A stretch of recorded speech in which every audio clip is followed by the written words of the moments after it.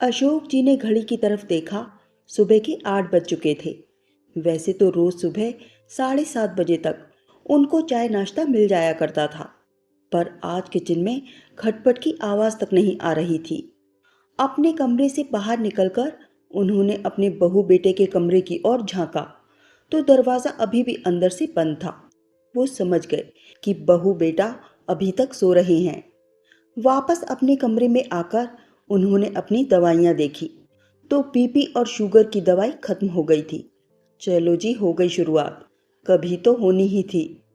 मन ही मन ये सोचते हुए एक व्यंग भरी मुस्कान उनके होठों पर आई और चली गई। दुनिया में रहना है तो काम कर प्यारे, हाथ जोड़ सबको सलाम कर प्यारे, वरना ये दुनिया जीने नहीं देगी, खाने नहीं देगी, पीने नहीं देगी। गुनगुनाते हुए वे सब्जी का झोला उठाए मार्केट की ओर चल पड़े। सब्जी लेकर लौटते वक्त अचानक उनका सिर भारी होने लगा। चक्कर आने लगे तो वहीं एक मंदिर की सीढ़ियों पर बैठ गए। तभी मंदिर से बाहर निकल रहे उनके बचपन से बुढ़ापे तक के साथी और भाई जैसे दोस्त श्याम जी लपक कर उनकी तरफ आए और बोले, क्या हुआ बुढ़ऊ?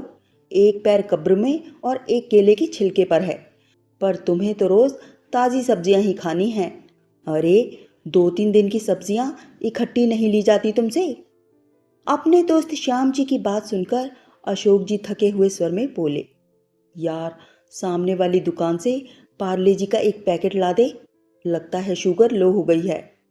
उनकी बात सुनकर श्याम जी चौंक पड़े। क्या मतलब खाली पेट निकल पड़े? इस उम्र में एडवेंचर सूझा है बुढ़ऊ को। श्याम जी बिस्किट खिलाकर जबरदस्ती उन्हें अपने घर ले गए।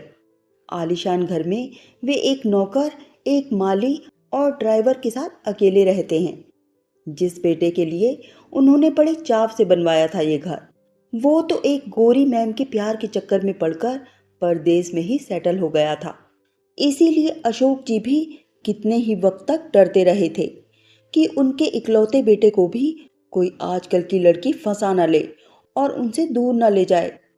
घर पर फोन करके कह दे कि आज तू देर से पहुंचेगा।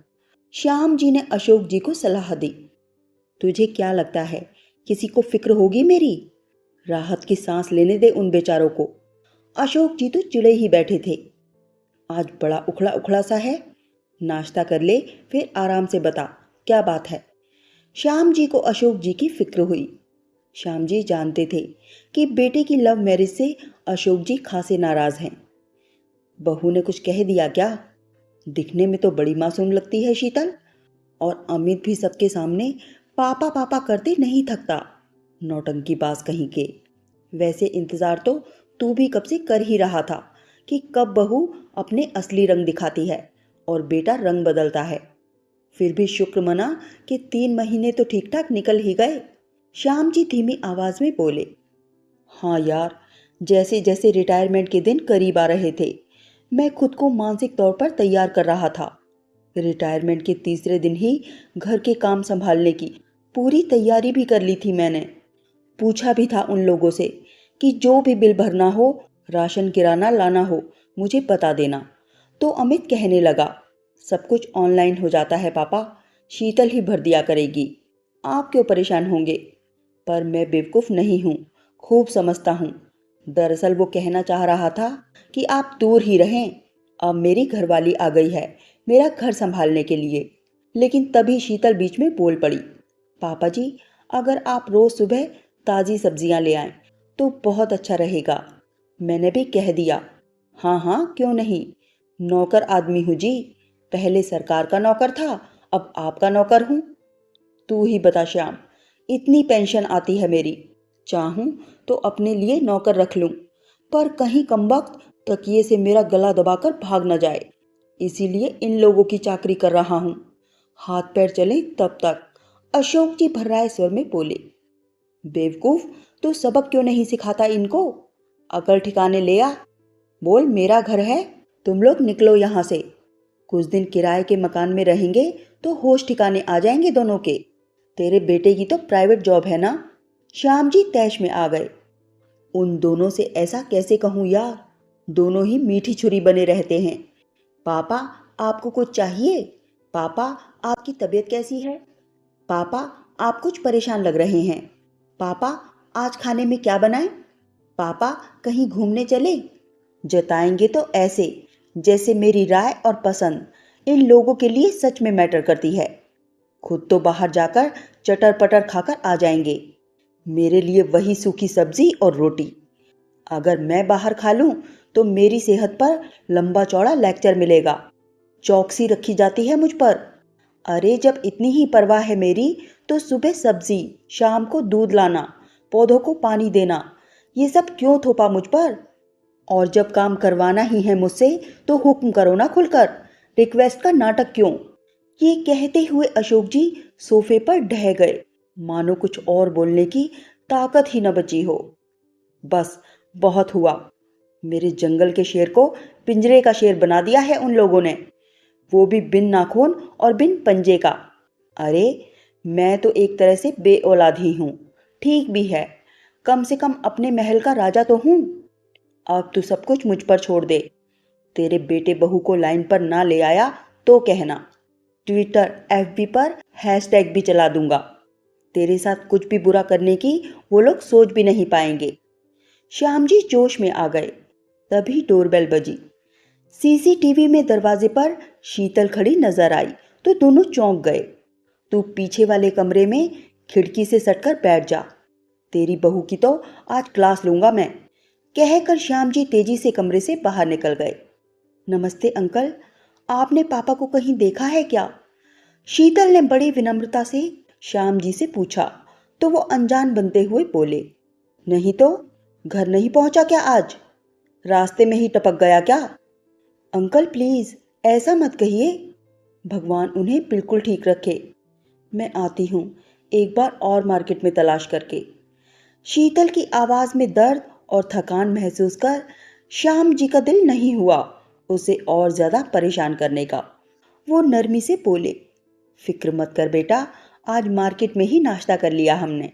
कुछ और दोस्त भी मिल गए थे, गप्पों में देर हो गई। अब घर पहुंचता ही होगा वो। मैं भी अभी अभी आया हूँ। सच? शुक्र है भगवान का। आज तो मैं परेशान ही हो गई थी। आपका भी बहुत शुक्रिया अंकल। आप साथ होते हैं तो हमें बेफिक्री रहती है। शीतल बच्चों जैसी खुश हो गई। क्या हुआ बेटा, सब ठीक तो है ना? बैठ जाओ, थोड़ी देर आराम से बात करते हैं। जी अंकल, बात तो करनी थी मुझे भी आपसे कई दिनों से। दरअसल मुझे लगता है रिटायरमेंट के बाद पापा डिप्रेशन में चले गए हैं। हम लोगों ने बहुत बार पूछा भी, बात करने की कोशिश भी की, पर वे कुछ बताते ही नहीं। हम लोग अपनी तरफ से पूरी कोशिश करते हैं। पापा के लिए सूखा नाश्ता उनके कमरे में ही रख दिया है कि अगर कभी मुझे खाना बनाने में देर हो जाए या रात को उनको भूख लग जाए तो कोई परेशानी ना हो। उनकी पसंदीदा किताबें रैक में रख दी हैं। कुछ लिखना चाहें तो डायरी कलम भी रख दी है। लैपटॉप भी इसीलिए लाए थे कि मोबाइल की स्क्रीन छोटी होती है, उनकी आंखों पर जोर पड़ता है। रूटीन चेकअप में उनका कोलेस्ट्रॉल बढ़ा हुआ आया है। डॉक्टर्स ने उन्हें ताज़े फल सब्जियां खाने और ज़्यादा से ज़्यादा वॉक करने को कहा, तो हम लोगों ने सब्जियां लाने की ड्यूटी उनकी ही लगा दी ताकि अपनी पसंद से लेकर आ सकें। पिल बॉक्स भी ला दिया है मैंने, जिसमें अलार्म सेट है। 1 हफ्ते की दवाओं का डोज निकाल कर रख देती हूँ। मैं कभी भूल भी जाऊं तो अलार्म है, टाइमर है। हालांकि मैं कभी भूलती नहीं, लेकिन कल से अमित की तबीयत बहुत खराब है। रात भर उन्हें बुखार रहा। सारी रात ठंडे पानी की पट्टियां रखी। सुबह 7 बजे करीब न जाने कैसे मेरी आंख लग गई। आंख खुलने पर जब घड़ी पर नजर गई तो 10 बज रहे थे। मैं हड़बड़ाकर उठी। पापा के कमरे में आई तो वो वहां नहीं थे। दवा का आज का डोज नहीं रख पाई तो मुझे बहुत फिक्र हो रही थी उनकी। फोन किया तो कमरे में ही बेल जा रही थी। फोन भी वहीं पड़ा था उनका। फिर मैंने आपको फोन लगाया, आपने भी रिसीव नहीं किया। फिर जल्दी जल्दी मैं भागती हुई मार्केट गई। वहां भी पापा नहीं दिखे तो मैं और परेशान हो गई थी। इस दौरान श्याम जी गौर से जायजा ले रहे थे। शीतल के लहजे की फिक्र कहीं से भी बनावटी नहीं लग रही थी। अशोक जी के करीने से सजे हुए कमरे को वे खुद कई बार देख चुके थे।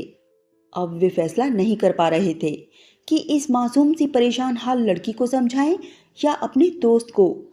वैसे परेशान तो नहीं करता ये अशोक तुम लोगों को घर में पड़े पड़े हुक्म चलाकर? उन्होंने पूछा। कैसी बात करते हैं अंकल, हम तो तरस गए हैं उनका हुक्म सुनने को। इसी सिलसिले में आपसे बात करनी थी मुझे। सर्विस इतने साल पापा की जिंदगी का ज़रूरी हिस्सा रही। हम समझते हैं एकदम सब छूट जाना बुरा लगता है, पर वे बिल्कुल न्यूट्रल हो गए हैं। उनकी पसंद का कुछ बनाओ तो भी कोई रिएक्शन नहीं, कुछ नहीं। अमित को कोई फास्ट फूड खाना होता है तो उन्हें बाहर ही खाने को कह देती हूँ, ताकि कहीं उनकी देखा देखी पापा जी भी फास्ट फूड खाने की जिद ना करें और फिर उन्हें बदपरहेजी ना हो। तरह तरह की हेल्दी रेसिपीज ट्राई करती रहती हूँ, पर वे ना तो तारीफ करते हैं ना ही कमी निकालते हैं। आप उनसे बात कीजिए ना अंकल। ज़रूरत पड़ी तो हम प्रोफेशनल काउंसलर की मदद भी ले सकते हैं। घर वीरान सा लगने लगा है उनकी फरमाइशों और झिड़कियों के बिना। काश पापा कुछ कहें तो।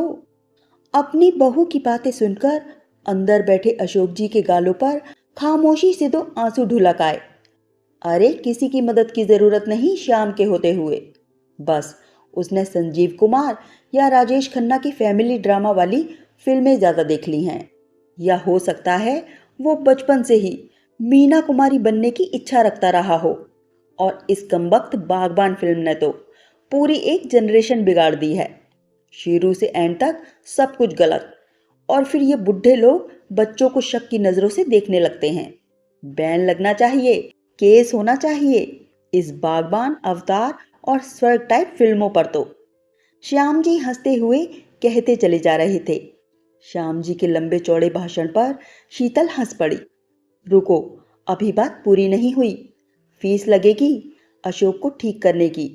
हर संडे तुम्हारे हाथ के खाने की लाजवाब दावत। मंजूर? 1000 बार मंजूर अंकल, बस आप हमारा ये काम कर दीजिए। शीतल चहकते हुए अपने घर रवाना हो गई। शीतल के जाते ही श्याम जी कड़े तेवरों से अशोक जी को घूरने लगे।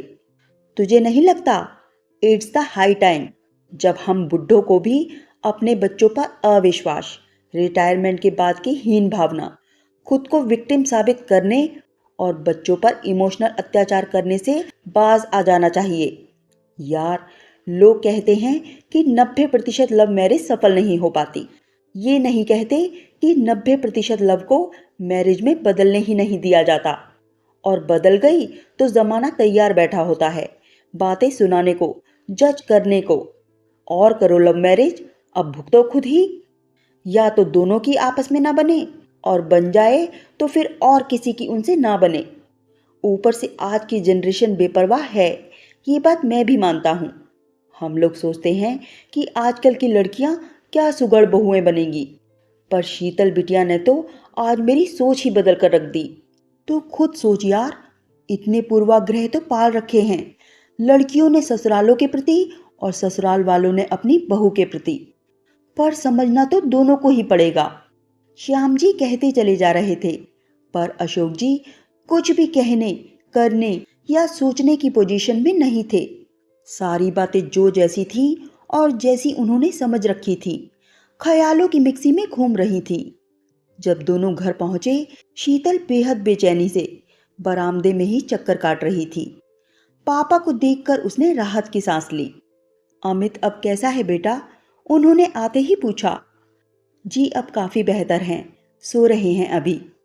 बेटा, कल जो समोसे बनाए थे तुमने बड़े लाजवाब थे। वही मसाला रखा हो तो 2 इस चटोरे के लिए भी तल दोगी? 2 नहीं 3 एक्चुअली, एक मेरे लिए भी। और आज ऑयली फूड को लेकर कोई लेक्चर मत देना प्लीज़। ये कहकर अशोक जी मुस्कुराने लगे। इतने दिन में पहली बार सामने से कोई फरमाइश की थी पापा ने। शीतल हैरान रह गई। किचन की तरफ जाते हुए उसने 2 उंगलियों से श्याम अंकल को सैल्यूट किया। दोनों दोस्त एक दूसरे को देखकर खिलखिलाकर हंस पड़े।